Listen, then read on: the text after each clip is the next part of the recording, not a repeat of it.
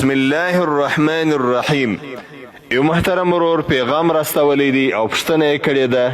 چې په دغه د فتنو په زمانه کې به یو مؤمن مسلمان ته دا څنګه معلومیږي چې د ایمان کامل دی او دی الله جل جلاله د ګمراهۍ څخه او د بدې لارې څخه ساتلی دی. محترم وروره، تاسې ډېره ښه پوښتنه کړې ده. زه به ستاسې د دغه سوال جواب د الله د رسول صلی الله علیه وسلم په مبارکو احادیثو سره وکم. د سیدنا ابي امامه رضی الله عنه مبارک څخه روایت دی. د مبارک فرمایلی دی: قال رسول الله صلی الله علیه وسلم: من احب لله وابغض لله واعطى لله ومنع لله فقد استكمل الايمان. رواه ابو داود. د سیدنا ابي امامه رضی الله عنه مبارک څخه روایت دی چې د الله رسول صلی الله علیه وسلم فرمایلی دی: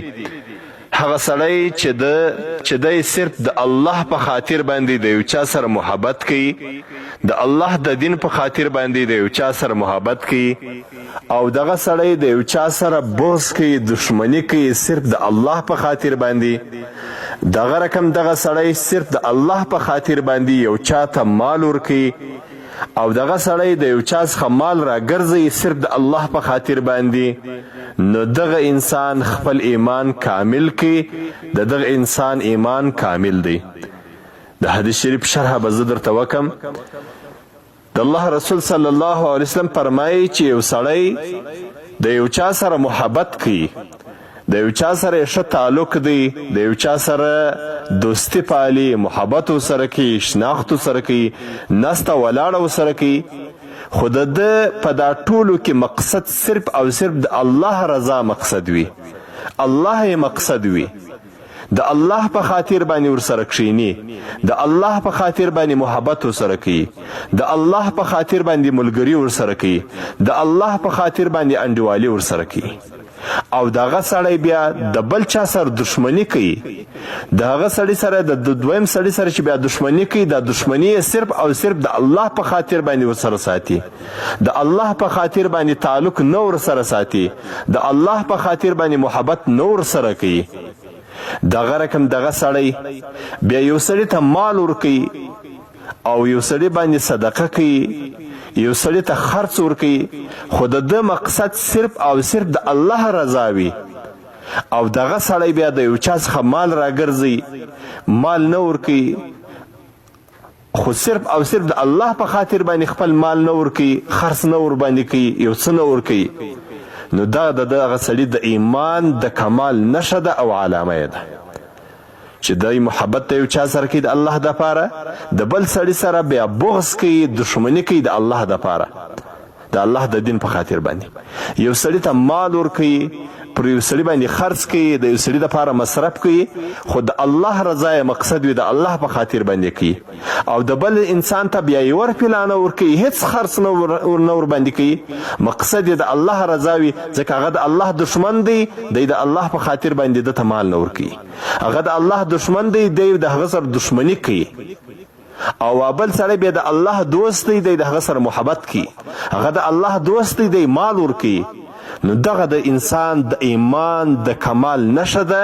دغه انسان خپل ایمان کامل کړی دی. نو اوس که دا زموږ او ستاسې زمانه ده که د صحابه کرامو زمانه ده، هېڅ فرق یې نشته. که یو سړی د صحابه کرامو په زمانه کې د یو چا ته مال ورکوي، د یو چا سره محبت کوي د الله دپاره،